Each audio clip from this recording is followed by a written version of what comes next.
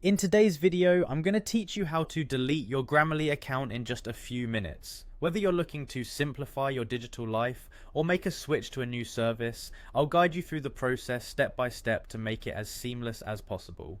To start, make your way over to the Grammarly homepage. You'll want to open your preferred web browser and type in Grammarly's URL.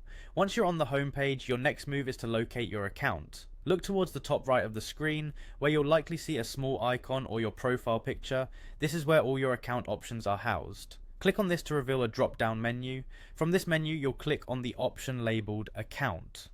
Once you've clicked on your account, you should now be on the Account Settings page. This is where Grammarly allows you to manage your personal information, account settings, and most importantly, your subscription details. It's crucial to ensure you're in the right place before proceeding to the next step. Now direct your attention to the left-hand side menu, where you'll find a tab labelled Subscription. Go ahead and click on this tab. This area is your hub for all things subscription related. It's where Grammarly lays out the specifics of your current plan, including payment details and renewal dates. Take a moment to review this information and make sure everything is as you expect it to be. Once you're in the subscription section, you should see an option that says Cancel Subscription. It's usually found towards the bottom of the page, but it should be fairly prominent. Click on Cancel Subscription and follow the prompts that appear.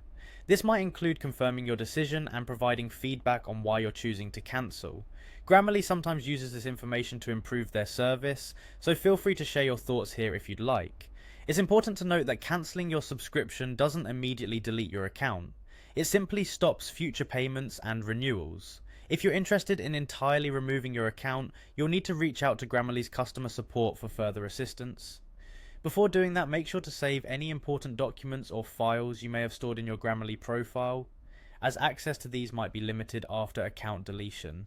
And that's it, you've successfully navigated through the process of